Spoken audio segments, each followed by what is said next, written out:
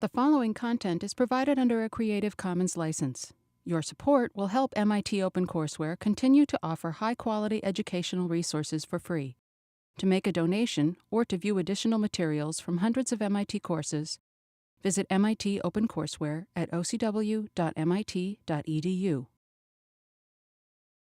So today what I want to do is to continue where we were last time with option pricing. As I promised you last time, having gone through the history of option pricing and the special role that MIT played, today I actually want to do some option pricing. I want to show you a simple but extraordinarily powerful model for actually coming up with a theoretical pricing formula for options and, frankly, all derivative securities. So we're going to actually do that in the space of about a half an hour. And then we're going to conclude, and I want to turn then to the next lecture, which is on risk and return. I want to now, after we finish option pricing, take on the challenge of trying to understand risk in a much more concrete way than we've done up until now. OK, so let's turn to lecture 10 and 11. And I'd like you to take a look at slide 16. OK, this will be the first model of option pricing that any of you have ever seen. You've all heard of Black-Scholes. We talked a bit about it last time. Frankly, this is a simpler version of option pricing that ultimately can actually be used to derive the Black-Scholes formula as well. But the reason I love this model is because it is so simple that with only basic high school algebra, you can actually work out all of the analytics. So all of you already have the math that it takes to implement this formula and even to derive the formula. But the underlying economics is extraordinarily deep. And so it's a wonderful way of sort of getting a handle on how these very complex formulas work. So here's what we're going to do.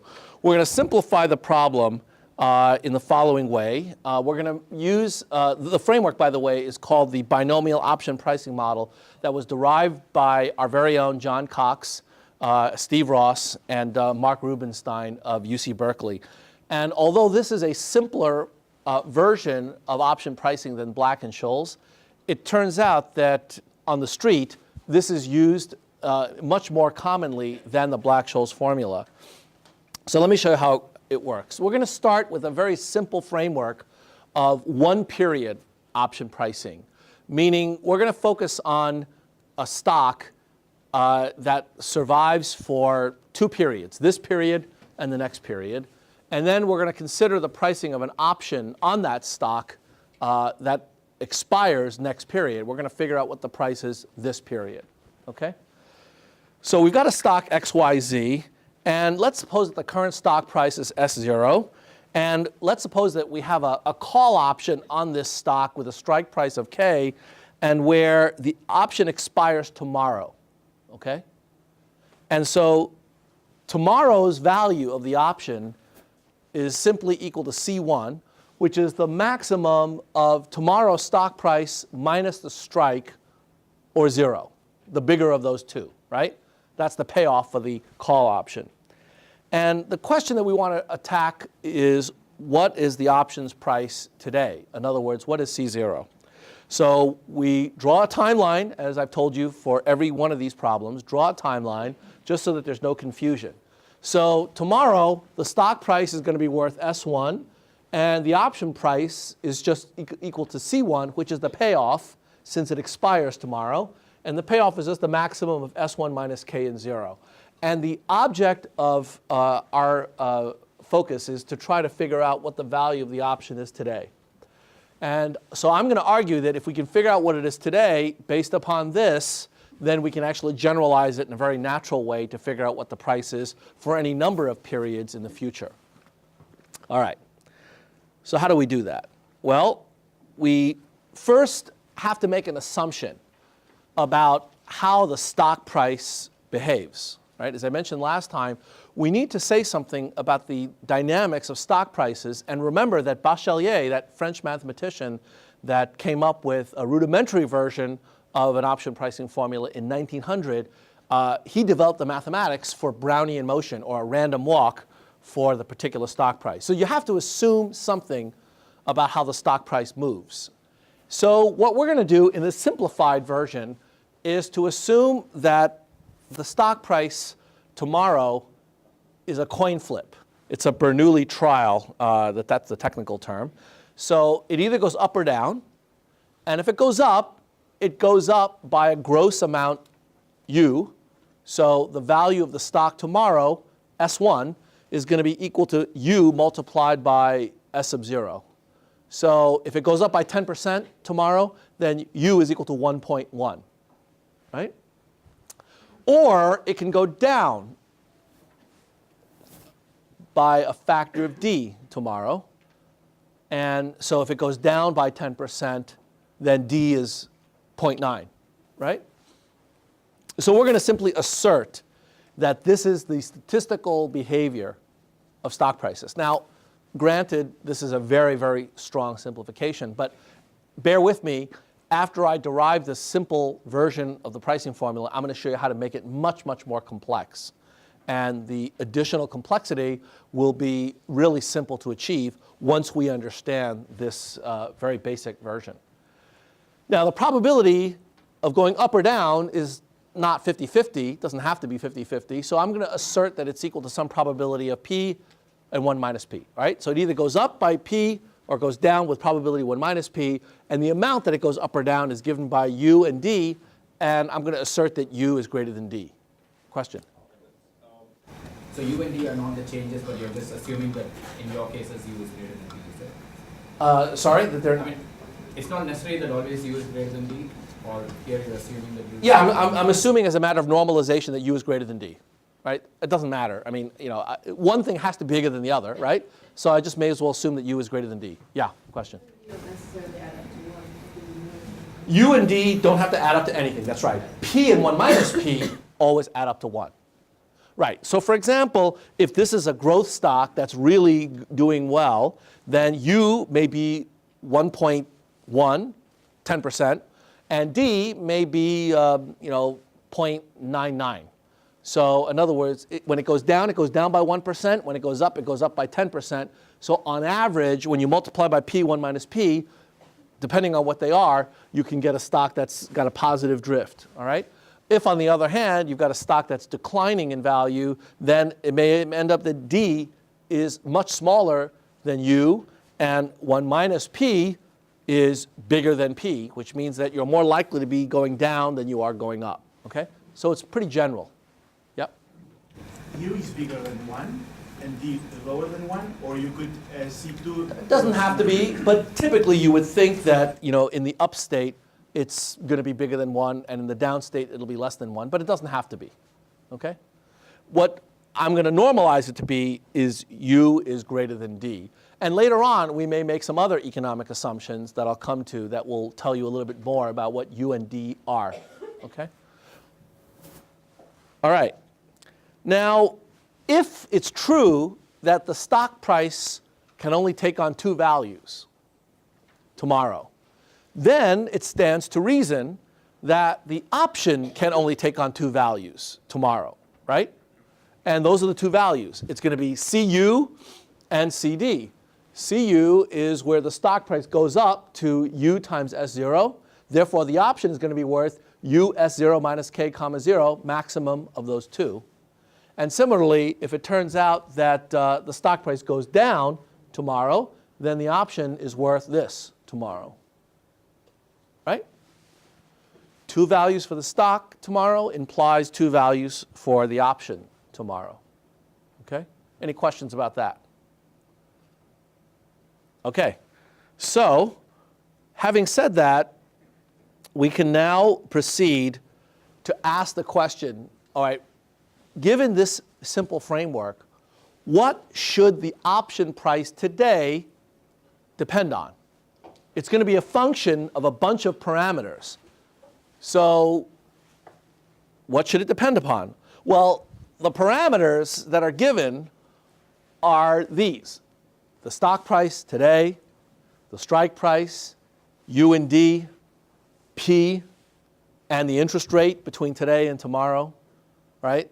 Those are the only parameters that we have, right? These are it. This is everything. It's going to turn out that with the simple framework that I've put down, we will be able to derive a closed form analytical expression for what the option price has to be today. C0. I'm going to do that for you in just a minute. But it's going to turn out that that option pricing formula, that F of stuff, is going to depend on all of these parameters except for one. One of these parameters is going to drop out. In other words, one of these parameters is redundant. And anybody want to take a guess as to what that parameter might be? What parameter do you think might not matter for pricing an option? Yeah, Terry. The interest rate? The R? The interest rate. Well, that's a good guess, but it's not the case. It's a guess. That's what I would have guessed, because that seems to be the thing that should matter the least, given how important all of these other parameters are. Anybody want to take another guess? Yeah, Ken? Today's stock price. That's another good guess. Although that's not correct, because in both the case of the interest rate and today's stock price, you could ask the question, suppose the stock price were at $1,000 versus $10. That would matter, wouldn't it? Or if the interest rate were at 20% versus 1%, that should matter, shouldn't it? And it does. In fact, if you look at every single one of these parameters, none of them looks like they're unnecessary. It looks like all of them are required. Yeah, John? Well, the strike price remains the same, but the thing is that the question is whether or not the value of the option depends on the strike price. And if the option is, for example, in the money or out of the money, you would expect that that would make a big difference, right? Right. In fact, let me tell you that there is no good answer to this, because all of these parameters look like they belong. But I want to tell you that one of them will not. One of them will not be in here.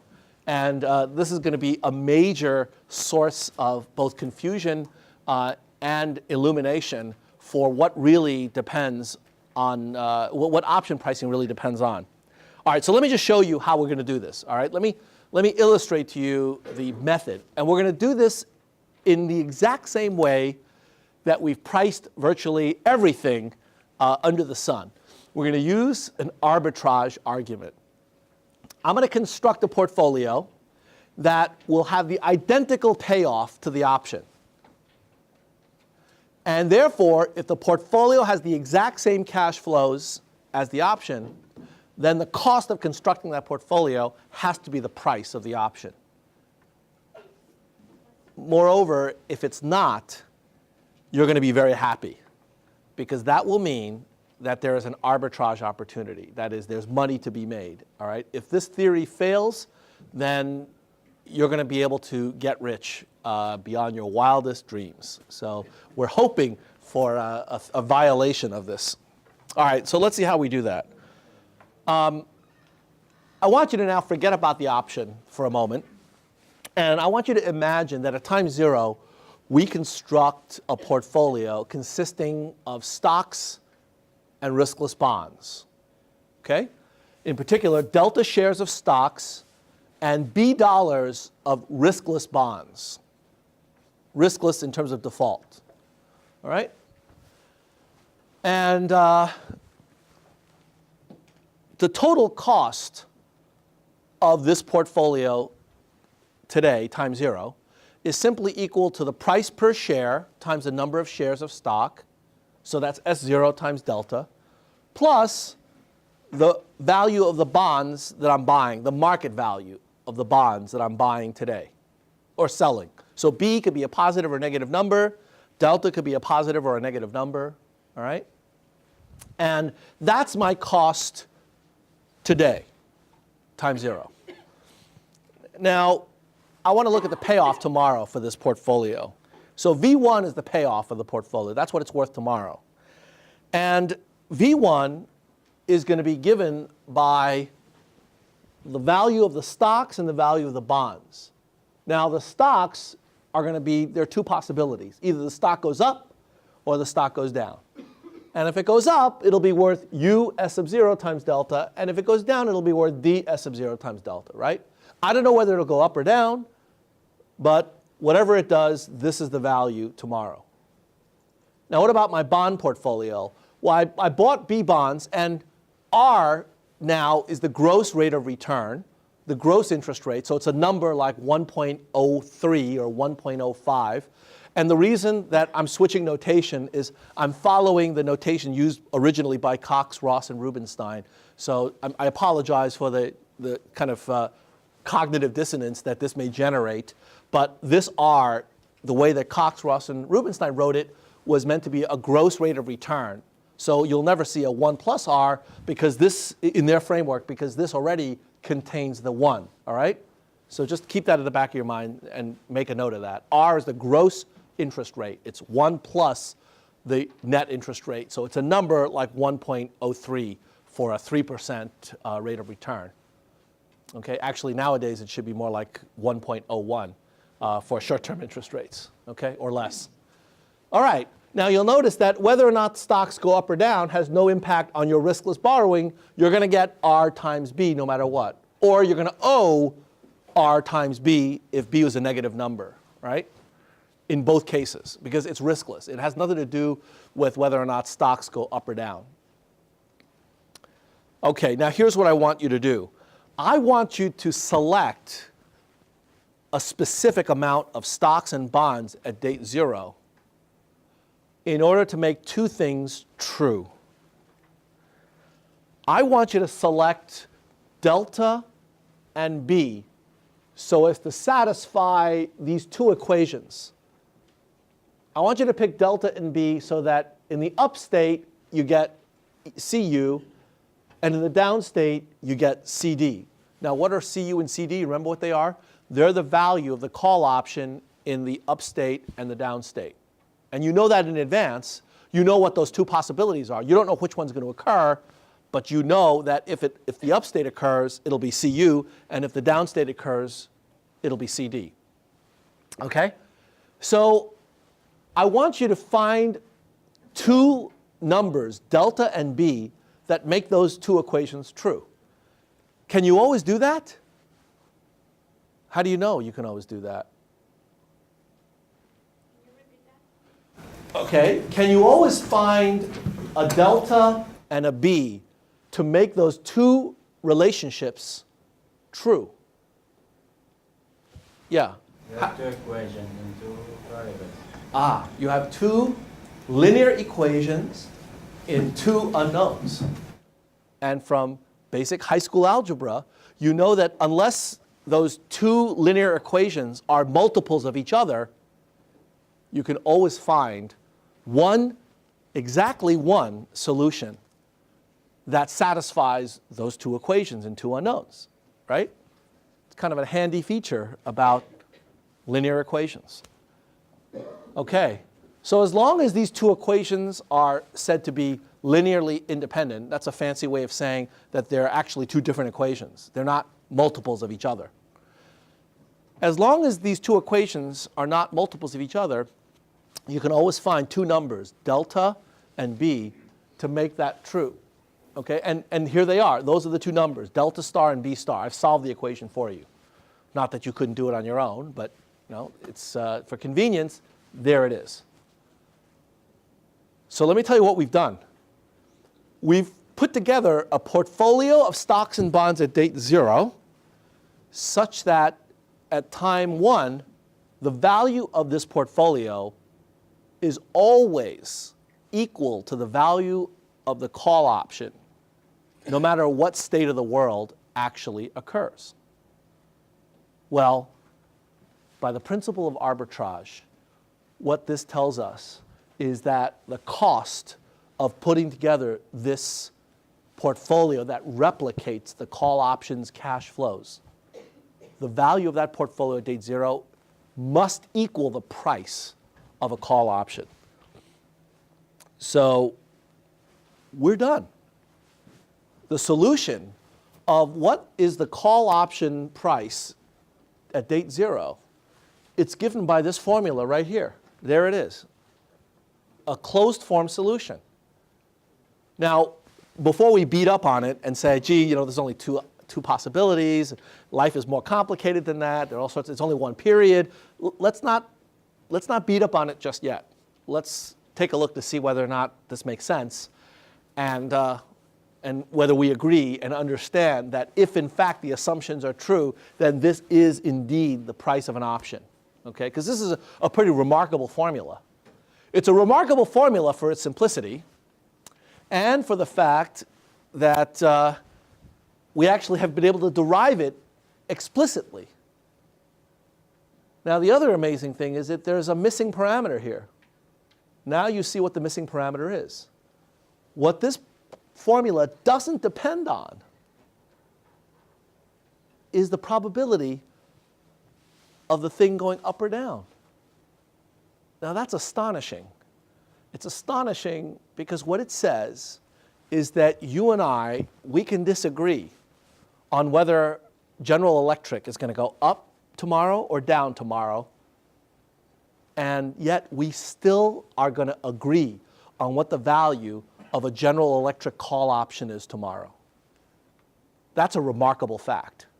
And it has to do with a very deep phenomenon going on in option pricing, which is that option pricing is all about pricing the relative magnitude of the security relative to the stock price.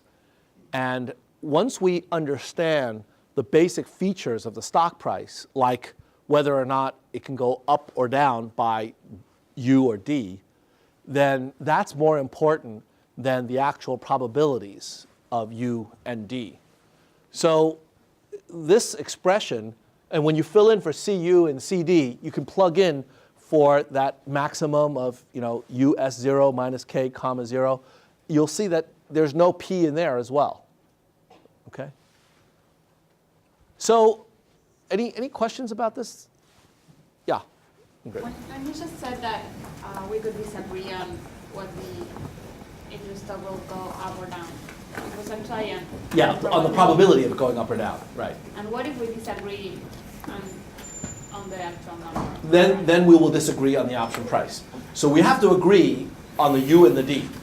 But if we, the U and the D. if that we will disagree in the option price, or that's why this market is possible, because someone will think it will go up. And No, it's not the reason that the market will be possible. The possibility of the market actually does depend on whether or not there's a demand for this particular kind of payoff, but that doesn't necessarily hinge on the U or the D. In other words, we can agree on the U and the D, but it turns out that you think that the price is going to go up. Therefore, you want to have that kind of a call option bet. I think the price is going to go down, so I'm happy to sell it to you because I think I'm going to get a good deal on it. So we disagree on the P. You think that there's a high P. I think it's low P. That's what drives the market. And the beauty of this particular setup is that it tells you that you can actually agree on a price, but you have very different reasons for engaging in the transaction, and then you will have markets for this particular security. Now, I want to go through and look at this formula and try to understand it, okay? First of all, we see that this formula is a weighted average of the value of the call option in the upstate and the downstate. It's a weighted average, right? And this part inside the bracket you can think of as a weighted average of the outcome, but then you discount it back to the 0th period using the 1 period interest rate. And again, remember, this is not meant to be a perpetuity kind of a expression.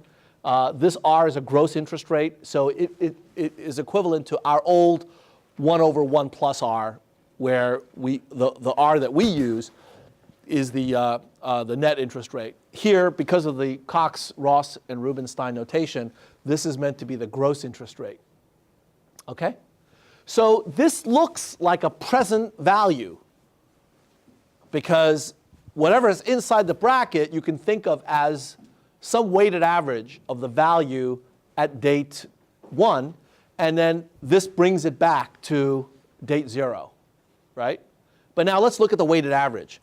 The weights, R minus D and U minus D, those, it turns out that this plus this adds up to 1.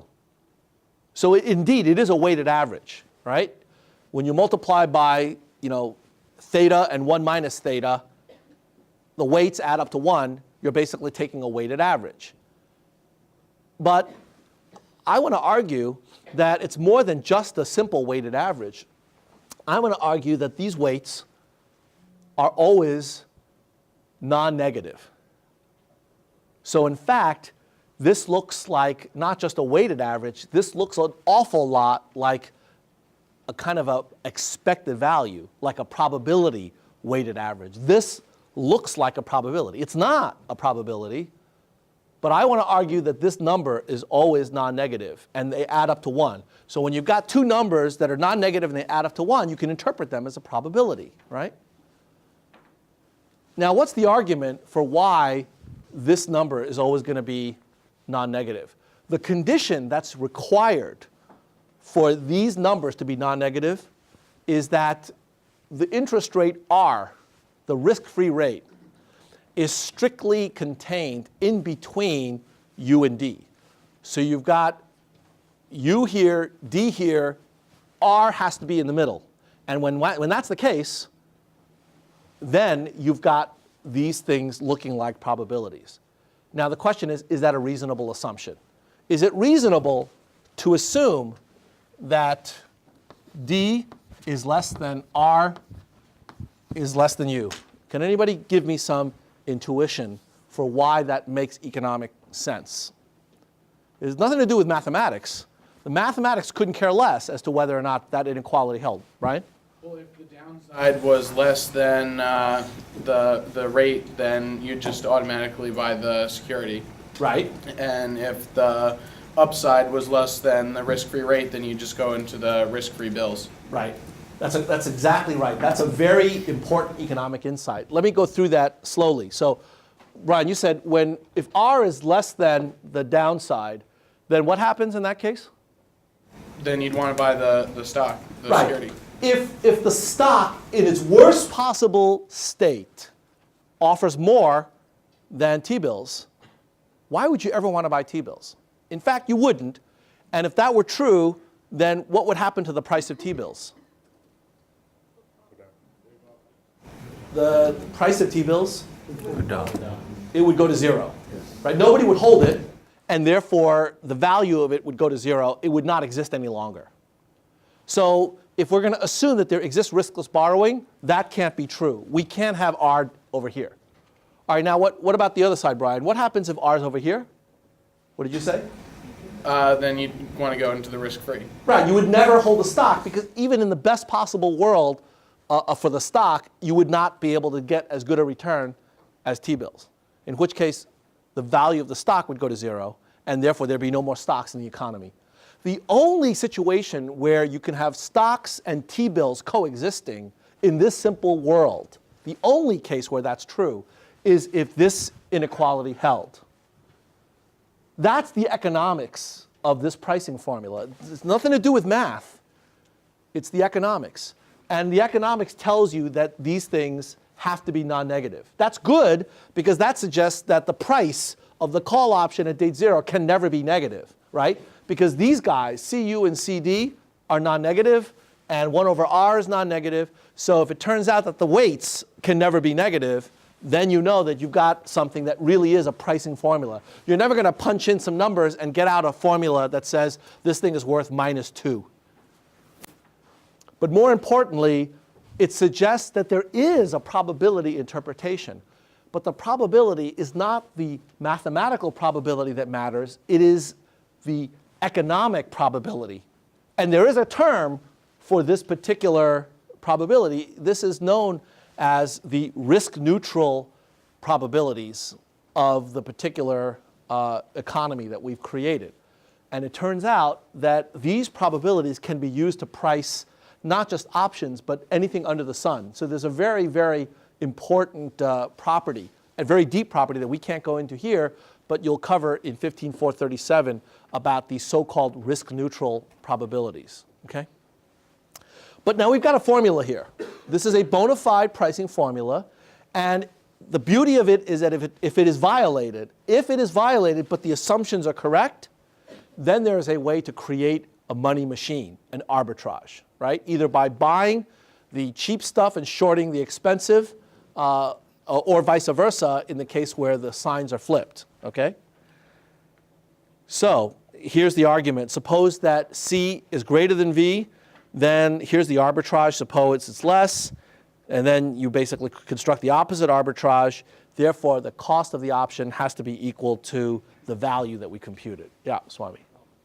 One is this function considered a convex function and all the properties of convex functions apply because of? Well, I mean, you tell me. It's a convex combination of these two things. So in that sense, that's right. Exactly. Yeah. And I'm just not trying to beat into what Ingrid or whoever was mentioning. Ingrid, yeah. The U and D are determined by the market or by No. the individuals who are doing the transaction? No, that's a modeling assumption. So in advance, we agree what U and D are. Now, in a minute, I'm going to start relaxing all of these assumptions. But before we do that, I want to make sure we all agree on what this says. Yeah, Z. So the P is missing, as you said, but Yes. isn't that embedded in CU and CD because you rely on a market price for CU and CD? No, there is no market price for CU and CD. Let's go back and take a look at what CU and CD are.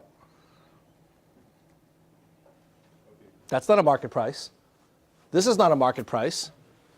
CU is basically the outcome of U times S0 minus K, and CD is the outcome of D S0 minus K0.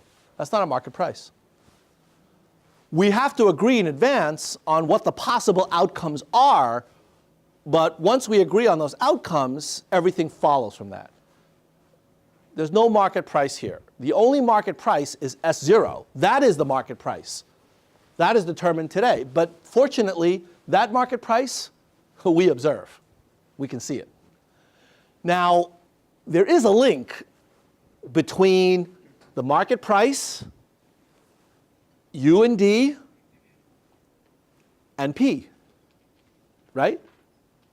Because if the stock price today is worth $20, and tomorrow we say that there are two possibilities, either it's $30 or $10, then that tells you that P sort of has to be somewhere around 0.5. We may disagree. I may think it's 0.55. You may think it's 0.45, whatever. But when we aggregate all of our expectations, we come up with $20 for the stock today. Okay? So it's all related. It's in there. But we don't need to make an assumption explicitly for what P is. That is the power of this kind of option pricing approach. Anand? Briefly earlier, but you said that the reason you get a market here is we agree on everything except that I think there's a higher bid. Yeah. It will go up and you think it will go down and so we exchange. Right? What if we fundamentally don't agree on the Oh, then we have a problem. We need to assume a particular U and D that we can agree on. But so let me turn to that now. Let me turn to the extension of this. So what I've derived is a one-period pricing model, right? Very, very simple. It turns out that you can do a multi-period pricing model. And this multi-period generalization is given by this. What is that multi-period generalization? Basically, you have, let me see if I have the diagram here. The multi-period generalization is simply that you now have a bunch of possibilities, and you are figuring out what the price of the option is at date 0 when it pays off at date capital N, or lowercase n in this case, n periods, okay? And you can use exactly the same arbitrage argument that I just showed you, but it's a little bit more complicated now because you've got multiple branches but it's still, at every step of the way, a binomial or a Bernoulli trial. And so in a multi-period setting, you get a binomial tree. Now, the reason that this is such a powerful extension is that nowhere have I specified what a period is.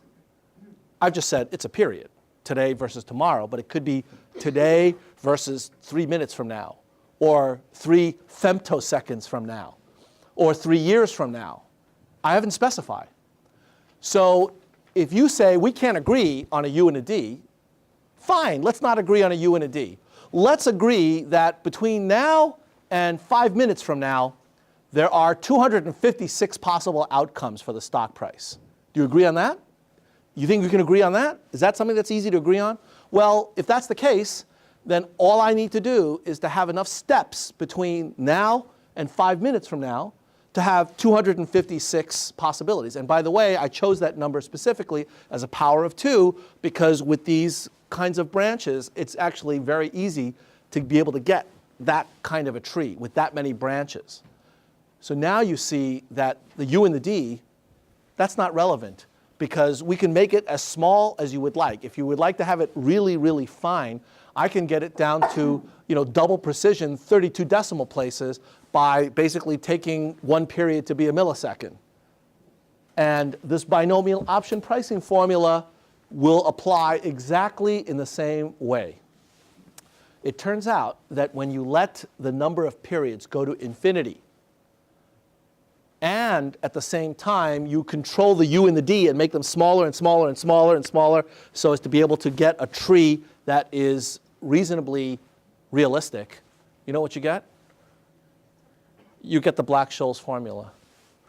The pricing formula that you get is a solution to this parabolic partial differential equation with the following boundary conditions.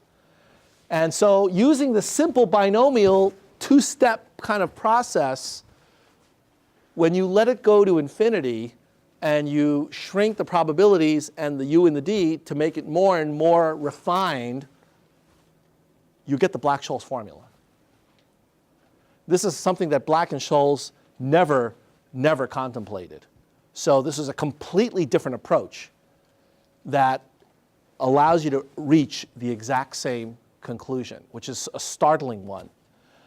Now, as I told you at the beginning, when people apply option pricing formulas, most of the time, they do not do this. They do not solve the heat equation. What they do is that. They do a binomial tree. The reason is because in order to solve these PDEs, except in a very, very small number of textbook example cases, you can't solve this analytically anyway. You can't get a formula. You have to solve it numerically. And so if you're going to go to the trouble of solving these differential equations numerically, well, you may as well just do the binomial option pricing formula because that's numerical as well. And it's a lot simpler computationally to be able to do that binomial tree. By the way, for those of you computing fans who like to think about parallel processing, these kinds of binomial trees are extraordinarily easy to parallelize. So if you thought about the old days where you had a connection machine that was developed by Danny Hillis, you had 64,000 processors in parallel, you can actually make use of that by implementing a binomial tree. Nowadays, we've got grid computing. The most recent advances is to be able to use both hardware and software to do distributed computing. The binomial tree is ideally suited for being able to do that. So you can evaluate extraordinarily complex derivatives very, very quickly using this kind of a framework. So you're not giving up a lot by the U and the D, because we can make the U and the D as fine as possible so that ultimately we would all say, yeah, enough, I agree, all right, leave me alone. I don't want any more binomial trees. This is complicated enough. 256 of them over a 5-minute interval is enough for all practical purposes. Yeah? Sorry if this sounds too stupid, but if that cannot be solved, why was it so important? Oh, no, this can be solved. The solution of this equation is the Black-Scholes formula. What I said cannot be solved is when you have a more complicated security. So for example, the option pricing formula that we looked at with the simple plain vanilla call and put option, That's relatively straightforward. But think about something like a mortgage-backed security that has all sorts of conversion features and knockout features and other types of legal restrictions as well as certain rights and requirements. Then it's not so easy. It looks much more complicated. For example, this particular coefficient that multiplies the second derivative ends up being a highly nonlinear function, not just a quadratic. Or this piece here becomes a nonlinear function. Or the boundary conditions are kind of weird. In that case, you can't solve it analytically. You have to use numerical methods to solve it. This is just the arbitrage condition that says that the solution C will give you a no arbitrage price for the call option. Right? So the equivalent of this PDE, partial differential equation, is, go back, is this. The simultaneous equation up there and down here, and then this expression that says that the price of the option has to be given by this particular portfolio. That's what the PDE looks like in continuous time, or when you have an infinite number of time steps. Okay? So it is not that's absolutely a good question because this is solvable. But very quickly, when you change the terms of a contract, it turns out that it's very hard to model this. At the beginning, you mentioned some assumption about the random walk. Yes. Can you just briefly mention how that feeds into the final answer and how it would change things if it's... Well, the random walk hypothesis is implicit in here, right? Because I've got a coin toss, and the coin toss is independent period by period. If the coin toss is not independent, then that's the wrong formula. In other words, you don't have a simple binomial distribution if you don't have IID coin tosses. The random walk is basically the assumption of IID coin tosses, independently and identically distributed. That's what IID stands for. IID coin tosses. So that's where the Bachelier assumption came in. In order for Bachelier to derive the heat equation or some variant of the heat equation, he was implicitly assuming that what happened in one period for the stock has no bearing on what happens in the next period. If stock prices are correlated over time, then these formulas do not work. You need a different kind of formula. It's actually not that far off. You can derive an expression for an option pricing formula with correlated returns. In fact, Professor Wang and I published a paper, I think it's maybe close to 10 years ago, where we worked out that case. But up until then, most people assume that stock prices are not correlated. So the Brownian motion or random walk idea fit in very nicely with this binomial. If they're correlated, then you no longer have IID Bernoulli trials, you have a Markov chain. And you have to use Markov pricing in order to be able to get this formula. Okay? If you're interested in this, I urge you to take 15437 because that's where we go into it in much more depth. Yeah? Okay, so let's use the binomial format. So value options, and we receive a range of prices, right? Yeah. So how do we approach that? Do we take some kind of average? Is this common, or do we receive a specific U1AD each time? I mean, I imagine there could be ranges of...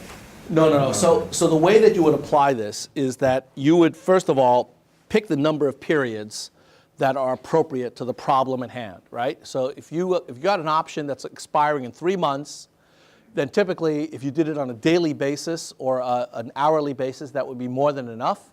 And then you would assume that there would be a U and a D in order to match the approximate outcomes that you would expect. And then out of that, you would actually get a number. So this C sub 0, when you plug in all of these parameters, you actually get a number, right?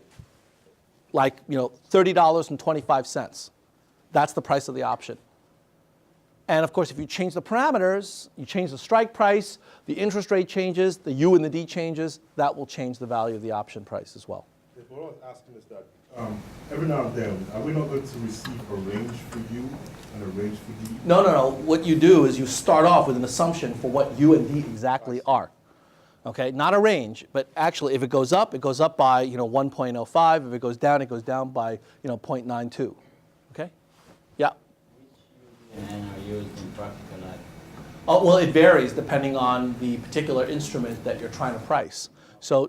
What I mean is that options on what stock. So in other words, with any kind of option pricing formula, you actually have to calibrate these parameters. So you have to figure out what the interest rate is, and then typically what is done is you assume a particular grid and then use a U and a D that will capture all the elements of that grid. So for example, let's assume that U is 25 basis points plus 1, and D is 1 minus 25 basis points. So that means you can capture stock price movements that go up by 25 basis points or down, and you assume a number of n in order to get that tree to be as fine as you would like for the particular time that you're pricing it at.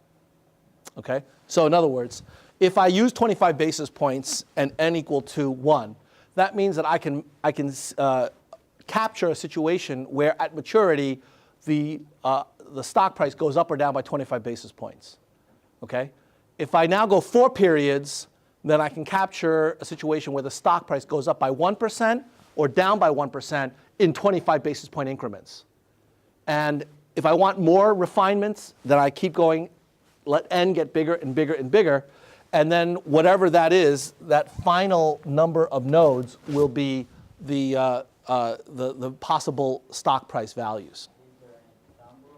Use just historical data on this specific stock to You would use historical data. You would use historical data. Because the way you calibrate this is you can show that the expected value, so the expected value of S1 is just equal to the probability of U S0 plus 1 minus probability of D S0, right? So you've got the expected value. Calculate the variance of S1, and you'll get another expression with U and D and P. And then you simply use historical data to match the parameters and pick them so that they give you a reasonable approximation to reality. If the stock doesn't continue to behave as the history, Yes. the histories or the options Yeah. don't match. Absolutely, but that's always the case, isn't it?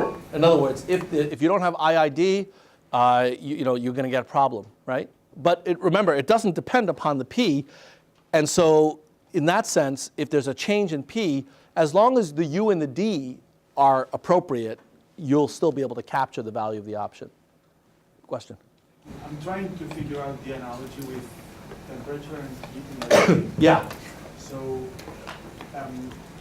I understand how it works in temperature. What would be here the conductivity and the temperature? Let me not talk about that now, because I suspect that while you may be interested and a couple of other people, we probably don't have everybody being physicists here. So we'll talk about that afterwards. And also that's something that again in 437 they may touch upon. But I want to keep moving along because this is already more complicated than the nature of what I want to cover in this course. Okay? So let me get back to you on that, or we can talk about it afterwards. Any other questions about this? Yeah.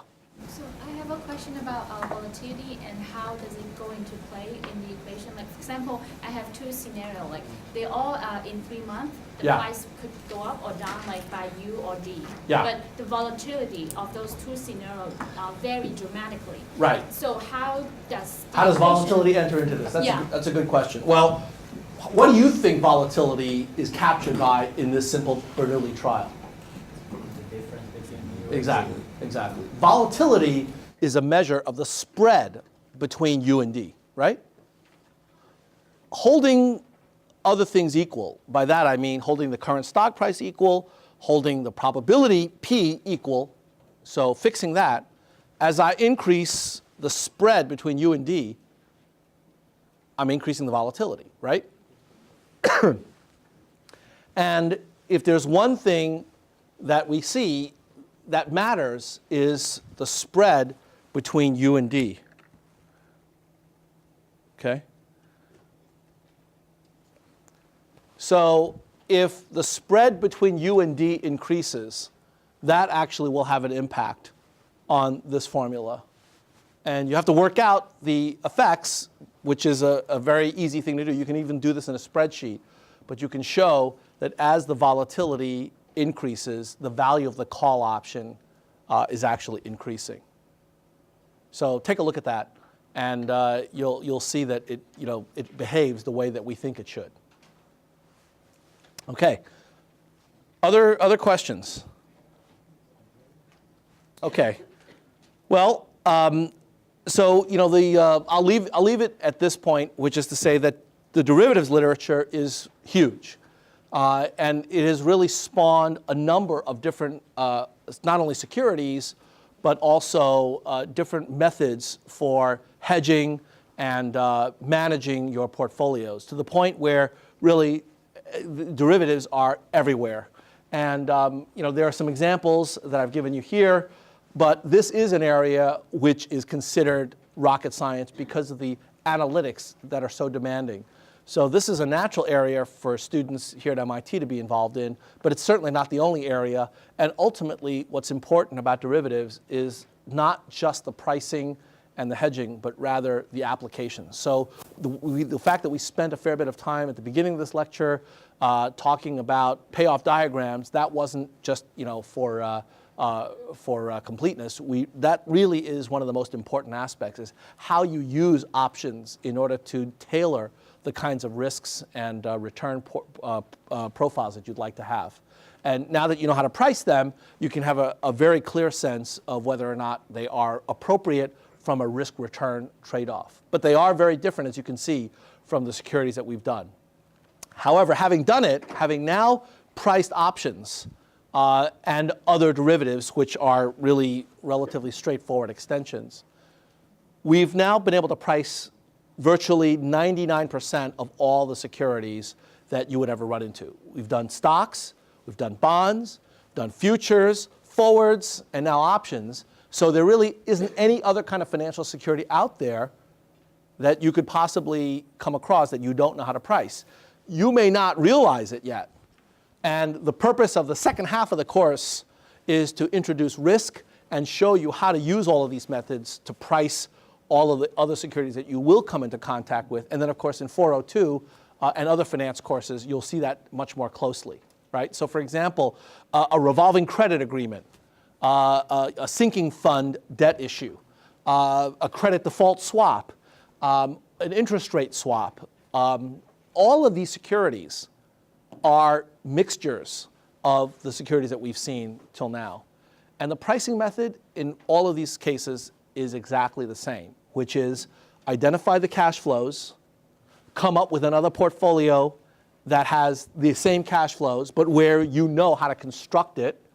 Therefore, the price of that security has to be equal to the price of the thing that you're trying to value. Okay? That's the basic principle in virtually all of financial pricing applications. So once you understand these concepts, you can literally price anything under the sun. And all you need between now and then is practice, practice, practice in doing that. Okay?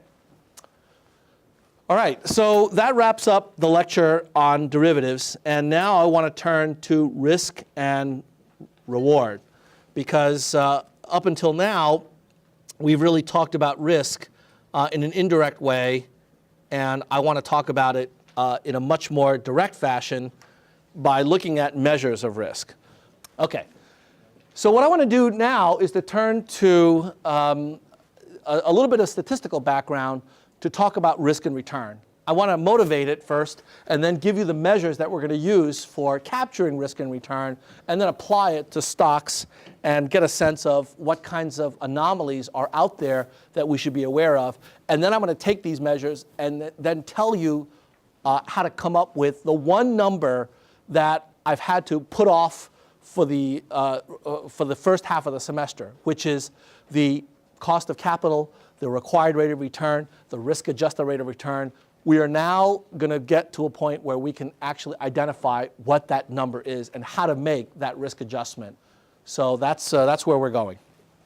Now, to give you a quick summary of where we are, as I told you, we've priced all of these different securities. But underlying all of these prices is a kind of a net present value calculation where we're taking some kind of a payoff or expected payoff and discounting it at a particular rate, and we need to figure out what that appropriate rate of return is. I've said before that that rate of return is determined by the marketplace, right? But what we want to know is how. How does the market do that?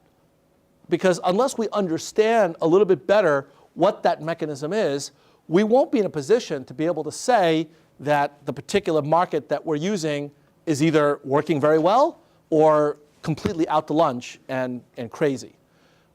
So we need to deconstruct the process by which the market gets to that, okay? In order to do that, we have to go back even farther and peel back the onion and ask the question, how do people measure risk and how do they engage in risk-taking behavior? So we have to do a little bit more work in figuring out these different kinds of measures and then talking explicitly about how individuals actually incorporate that into their worldview, okay? Along the way, we're going to ask questions like, is the market efficient? And how do we measure the performance of portfolio managers? You know, this past year, the typical portfolio manager has lost about 30 to 40%. That's a pretty devastating kind of return. And in that environment, if you found a portfolio manager that ended up losing you 10%, you might think, gee, that's pretty good. Does that really make sense? Is it ever the case that we want to congratulate a portfolio manager for losing money for us? We have to answer that question in the context of how you figure out what an appropriate or fair rate of return is. So that's what we're going to be doing. Now to do that, I need to develop a little bit of new notation. And so the notation that I'm going to develop is to talk about returns that are inclusive of any kind of distributions like dividends. So when I talk about the returns of equities, I'm going to be talking explicitly about the return that includes the dividend, okay? And so the concept that we're going to be working on for the most part for the next half of this course is the expected rate of return. We obviously will be talking about realized returns, but from a portfolio management perspective, we're going to be focusing not just on what happened this year or what happened last year, but we're going to be focusing on the average rate of return that we would expect over the course of the next 5 years. We're going to be looking at excess returns, which is in excess of the net risk-free rate, little rf. And what we refer to as a risk premium is simply the average rate of return of a risky security minus the risk-free rate. So the excess return is, you can think of as a realization of that risk premium, but on average, over a long period of time, the number that we're going to be concerned with most is this risk premium number, the average rate of return minus the risk-free rate. Over the course of the last 100 years or so, US equity markets have provided an average rate of return minus the risk-free rate on the order of 7%. That's pretty good, but that's a long-run average. The realized excess rate of return this year is horrible. So I'm not even going to talk about what that number is, but it's bad. But do you see the difference between this year's rate of return versus the long-run average? And we can talk about both of them, but we're going to use different techniques for each. So the technique for talking about the statistical aspects of returns will be from the language of statistics. We're going to talk about the expected rate of return. I'm going to use the Greek letter mu to denote that. We're going to also talk about the riskiness of returns, which I'm going to use the variance and the standard deviation to proxy for, okay? So the variance is simply the expected value of the squared excess return, right? That gives you a sense of the fluctuations around the mean. And the standard deviation is just the square root of the variance, and we use the standard deviation simply because that's in the same units. It's in units of percent per year, whereas the variance is in units of percentage points squared per year. So it's a little easier to deal with the standard deviation. And those concepts are the theoretical or population values of the underlying securities that we're going to look at. We also want to look at the historical estimates. And the historical estimates are given by the sample counterparts. So this is the sample mean. the sample variance, and the sample standard deviation. You should all remember this from your DMD class, but if not, we'll have the TAs go over it during recitation. You can also look in the appendix of Brealey, Myers, and Allen, and they'll provide a little review about this, okay? Now, there are lots of other statistics, and the only one that I'm going to spend time on is the correlation. You know, there's the median instead of the mean. You can look at skewness, you know, which way the distribution leans. But what we're going to look at in just a little while is correlation, which is how closely do the returns of two investments move together, right? If they move together a lot, then we say that they're highly correlated or co-related. And if they don't move together a lot, they're not very highly correlated. And in some cases, if they move in opposite directions, we say that they're negatively correlated. So correlation, as most of you already know, is a statistic that's a number between -1 and 1, or minus 100% and 100%, that measures the degree of association between these two securities, okay? We're going to be making use of correlations a lot in the coming couple of lectures to try to get a sense of whether or not an investment is going to help you diversify your overall portfolio, or if an investment is only going to add to the risks of your portfolio. And you can guess as to how we're going to measure that, right? If the new investment is either zero correlated or negatively correlated with your current portfolio, that's going to help in terms of dampening your fluctuations. But if the two investments move at the same time, that's not only going to not help, that's going to actually add to your risks. And you don't want that, at least not without the proper reward, okay? So that's a brief preview of how we're going to use these statistics. And you get some examples here about what correlation looks like. Here, I've plotted 4 different scatter graphs of the return of one asset on the x-axis and the return of another asset on the y-axis, and the dots represent those pairs of returns for different assumptions about correlation.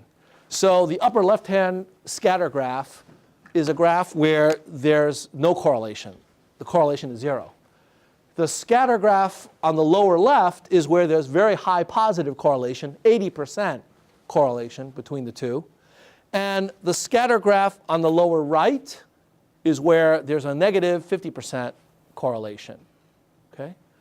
So we're going to use correlation along with mean and variance to try to put together good collections of securities. In other words, good portfolios of securities. And by doing that, we're going to show that we can actually construct some very attractive kinds of investments using relatively simple information.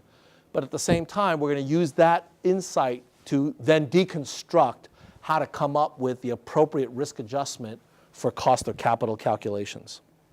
Now, there's a review here about normal distributions and confidence intervals, and I'd like you to go over that either on your own or with the TAs during recitations. We're going to be using these kinds of concepts to try to measure the risk and return of various different investments. Here's an example of General Motors' monthly returns. That's a histogram in blue, and the line, the dark line, is the assumed normal distribution that has the same mean and the variance.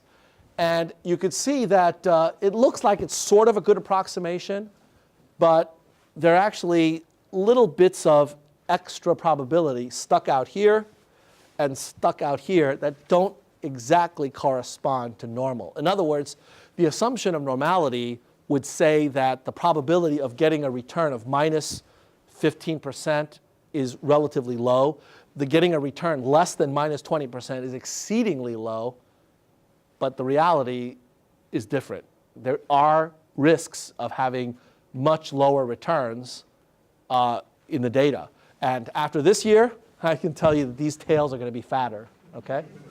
So this is meant to be an approximation, not reality. The approximation is what we're going to go over in this course. And in the very last lecture, I'm going to tell you how good that approximation is. And then I'm going to tell you about a number of courses that you might want to take that focuses on getting that last 5% right. So 95% of the distribution is captured by what I'm going to teach you in this course. But if you want to get the other 5% right, and by the way, if you're going into investments as a profession, it's all about that 5%. Then you'll want to take 15433 investments. Okay, so with that as the basic preamble, let me tell you what I'm going to talk about next time since we're almost out of time. What we're going to do next time is I'm going to talk about the US stock market. I'm going to talk about volatility, about predictability, and then I'm going to talk a bit about the notion of efficient markets and try to describe to you what kinds of properties we expect from typical investments. And we're actually going to go through some numbers. I'm going to show you some examples of basic statistics for the stock market that will give you a sense of how things have behaved over the last 50 years.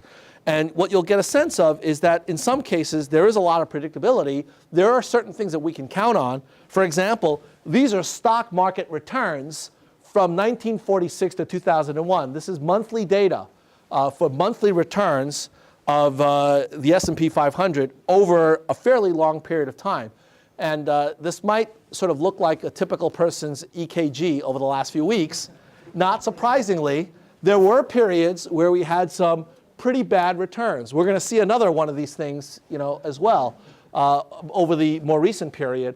But when you look at this thing, you then begin to appreciate that what we're living through now, while it's bad and it's scary, it's not at all unusual or completely unheard of. There are periods in the stock market where we've seen really big swings. And by the way, this is just the US. If I'd shown you some emerging market returns, it would go off the screen. So we're going to talk about that next time. And out of all of this chaos, we're going to distill a very important relationship. We're going to ultimately come up with a simple linear equation that shows you how to make that risk adjustment between the expected return and the underlying risk of a portfolio. So that's coming up, and we'll do that on Wednesday. All right, see you then.